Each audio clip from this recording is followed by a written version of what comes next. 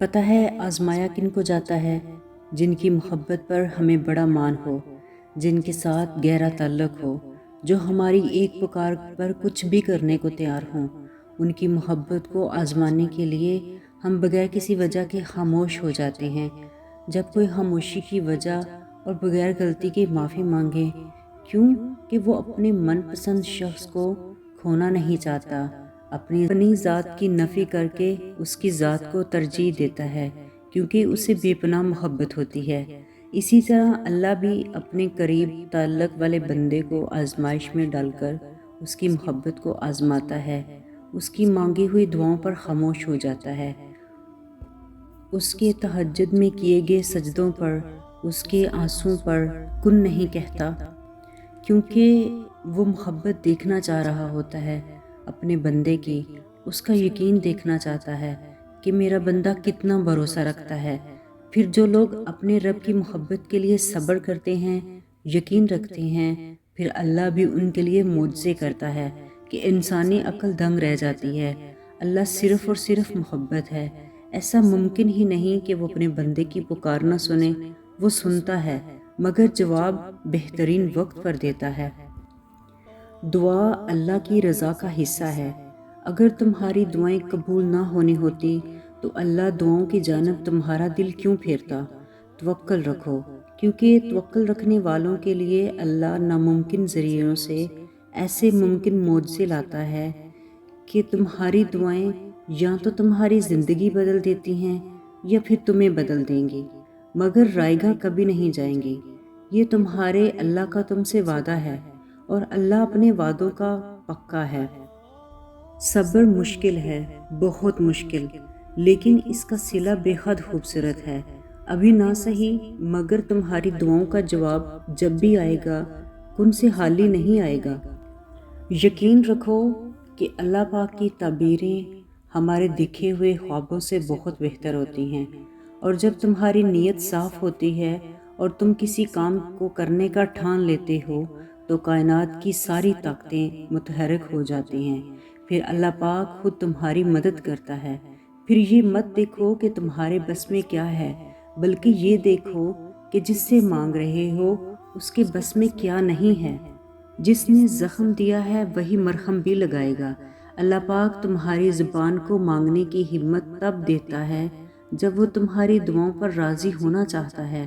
بار بار ایک چیز کا خیال آنا اس کی جانب سے اشارہ ہے کہ تم اسے مناؤ، تو وہ ان دعاؤں کے لیے بھی وسیلے بناتا ہے جو تم نے کبھی مانگی ہی نہیں۔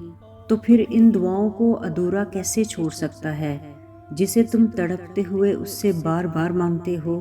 اس دیری سے مت گھبراؤ، بس اتنا یاد رکھو کہ جو کام اللہ کی رضا کے لیے کیا جائے وہ عبادت ہے، پھر وہ چاہے انتظار ہو، یقین ہو، صبر ہو یا پھر دعا ہی کیوں نہ ہو۔ تو پھر یہ سب جانتے ہوئے بھی تم کیوں اس سے مانگتے ہوئے تھک گئے ہو؟ وہ تمہیں سزا نہیں دیتا، بلکہ تمہیں اس آزمائش سے گزار کر جزا کے لیے تیار کرتا ہے۔ تمہاری دعائیں رد نہیں کرتا، بلکہ بہترین وقت کے لیے سنبھال لیتا ہے، اور جب اس کی ذات پر توکل کیا جائے تو دعا بھی قبول کر لیتا ہے اور بندے کو مایوس بھی نہیں کرتا۔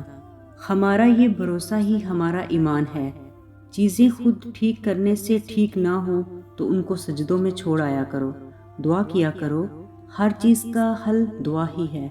اللہ سے لگائی ہوئی امیدیں سکون دیتی ہیں، یہ تو اس کا کرم ہے کہ وہ ہماری امیدوں کو ہمارا یقین بنا دیتا ہے۔ کبھی زندگی میں کوئی راستہ نظر نہ آ رہا ہو تو اللہ پر چھوڑ دینا، کیونکہ انسان جتنا بھی گناہ گار کیوں نہ ہو، اللہ اس کے لیے دعا کا وسیلہ، توبہ کا راستہ اور رزق کا دروازہ کبھی بند نہیں کرتا۔ قسمت بے شک اللہ کے ہاتھ میں ہے، لیکن دعا کا حق تمہارے پاس ہے۔ تمہارا مسلسل اللہ کو منانا اور دل کو بار بار یہ سمجھانا کہ ہار نہ مانے، اللہ بس کن کہنے ہی والا ہے۔ یوں ہی تو نہیں، کچھ تو تمہیں بھی اشارے مل رہے ہیں کہ تمہاری دعائیں قبول کی جا چکی ہیں۔ اللہ نے تمہاری چاہ کا صلہ لکھ دیا ہے۔ یوں ہی تو دعاؤں میں صبر کرنا نہیں آ گیا تمہیں؟ یہ نہ سوچیں کہ وہ دیکھ نہیں رہا، سن نہیں رہا، وہ شارک سے بھی زیادہ قریب کیسے تمہاری تکلیف سے بے خبر ہو سکتا ہے؟ اس کے آگے ہاتھ پھیلا لیا کرو۔ دعا نہ بھی مانگی جا رہی ہو، صرف ہاتھ اٹھا لیا کرو، رو لیا کرو۔ آنسوؤں کی بھی زبان ہوتی ہے اور اس کے آگے بہائے گئے ایک آنسو بھی رائگاں نہیں جاتا۔ جن دعاؤں کا تسلسل وقت کے ساتھ بڑھتا چلا جاتا ہے، وہی دعائیں تو نصیب سے زیادہ طاقتور ہوتی ہیں۔ اسی لیے جب بھی کوئی چیز تمہارے نصیب کا حصہ نہیں ہوتی تو اللہ تمہیں اس چیز کو بنانے کے لیے وقت دیتا ہے کہ تم اسے اتنا مانگو کہ وہ چیز تمہیں دینے پر مجبور ہو جائے۔ اسی طرح اللہ تعالیٰ تمہاری دعاؤں کو نصیب پر فتح دیتا ہے۔ دعا اللہ کی رضا کا حصہ ہے۔ راستے چاہے مشکل ترین ہی کیوں نہ ہوں، لیکن صبر، توکل، یقین اور منزل کو خوبصورت بنا ہی دیتے ہیں۔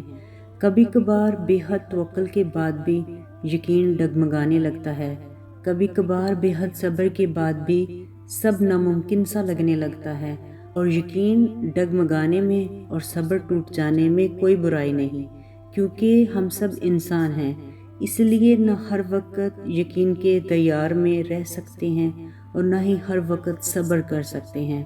تو جب کوئی راستہ نظر نہ آئے تو بس اتنا سوچنا کہ جس پر یقین رکھتے ہو وہ المالک ہے، یعنی کہ معجزوں کا بادشاہ، اور جس سے مانگ رہے ہو وہ الوہاب ہے، یعنی سب عطا کرنے والا، کیونکہ اللہ کی طاقتیں اور قدرتیں لامحدود ہیں۔ اس نے دعاؤں میں پابندیاں نہیں رکھی اور کہہ دیا ہے کہ جو چاہے دل چاہے مانگ لو، میرا غضب نہیں، میری رحمتیں دیکھ کر مانگو۔ دینے والے نے جب مانگنے کی حدود ہی نہیں رکھی تو پھر کیوں تم دنیا کے ڈر سے اللہ سے رابطہ توڑ دیا؟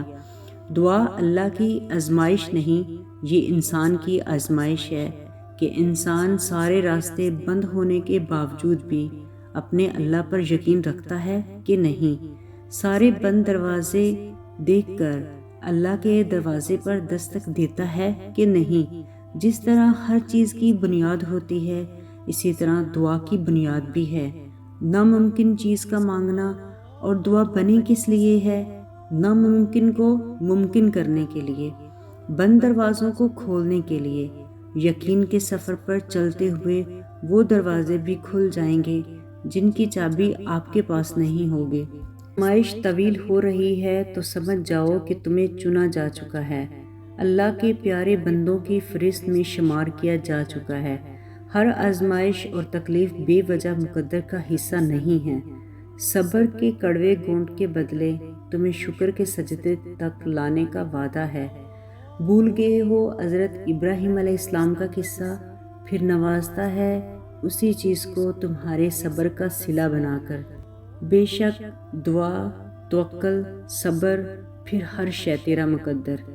چاہتے رکھو لیکن اللہ کی چاہت سے بڑھ کر نہیں۔ اپنی پسند مانگو لیکن اللہ کو مانگنے سے پہلے نہیں۔ تم اسے سب سے اول رکھو، وہ معجزوں کے لیے تمہاری دعاؤں کو سب سے اول رکھے گا۔ تم اسے خاص رکھو، وہ تمہارے لیے اپنا کن خاص رکھے گا۔